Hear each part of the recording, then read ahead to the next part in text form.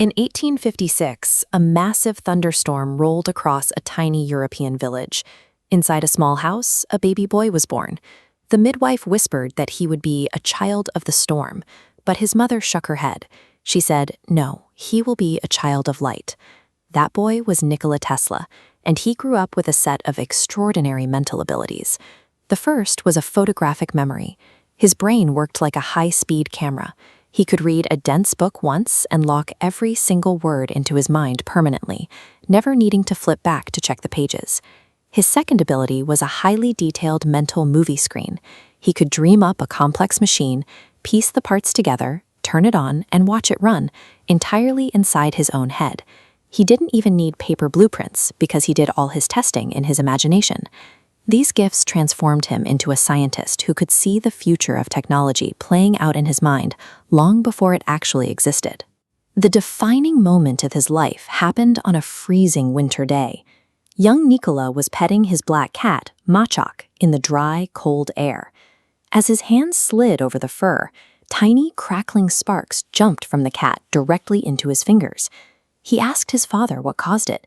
His father explained that it was electricity, the exact same stuff that makes lightning flash in the sky. That answer stayed with him forever. He wondered, if a person can safely hold a tiny spark in their hand, could they figure out how to catch a massive lightning bolt and use it to power the whole world? To figure that out, he moved to America to work for the most famous inventor alive, Thomas Edison.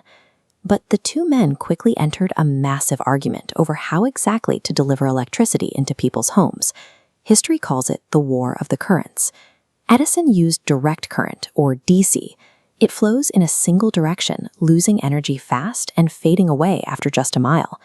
Tesla proposed alternating current, or AC. AC power moves in a fast, energetic back-and-forth wave, shooting across hundreds of miles without losing brightness.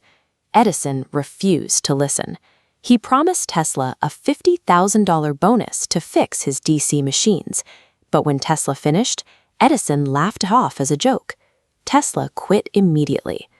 Tesla found a new business partner and proved his AC system worked at the 1893 World's Fair in Chicago. When they flipped the switch, 100,000 glowing light bulbs lit up the night sky all at once. Tesla eventually built a giant power plant using the rushing water at Niagara Falls to send electricity 20 miles away. He won the war. In fact, if you look at a wall outlet right now, that is Tesla's alternating current flowing through your house. With his success, he opened a laboratory in New York City. He built the Tesla Coil, a transformer that shoots crackling bolts of artificial lightning straight into the air. He often hosted famous visitors, including his friend, the author Mark Twain. Tesla would safely let the electricity run through his own body to light up a glass bulb in his bare hands. In 1898, he took a tiny iron toy boat to a crowded pool and started steering it through the water, blinking its lights and turning it around without ever touching it. He used invisible radio waves from a handheld box to steer the boat, launching the era of robotics with the world's first remote control. He figured out how to make gases glow to create neon lights. He built the electric motor that powers modern electric cars today. He even took some of the earliest X-ray photographs of his own bones. While these seemed like magic tricks to the public, Tesla was actually developing the core technology used in every airport security scanner, glowing city sign, and electric vehicle on the road today. But Tesla's ultimate goal was to remove wires entirely. He wanted to give everyone on Earth free, wireless electricity. He began building the Wardenclyffe Tower on Long Island. It was a massive wooden structure designed to pump electricity directly into the ground and sky. He planned to use this tower to beam voice messages, news, and pictures across the ocean directly to handheld devices.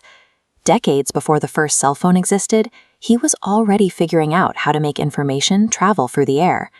The project failed when his investors realized they couldn't easily charge people for electricity sent through the air.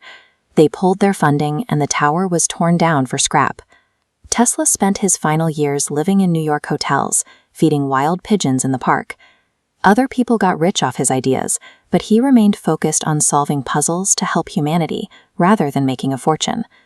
The next time you flip on a light switch, check your phone, or connect to Wi-Fi, remember his story. You are living in the world built by the boy who learned how to catch lightning.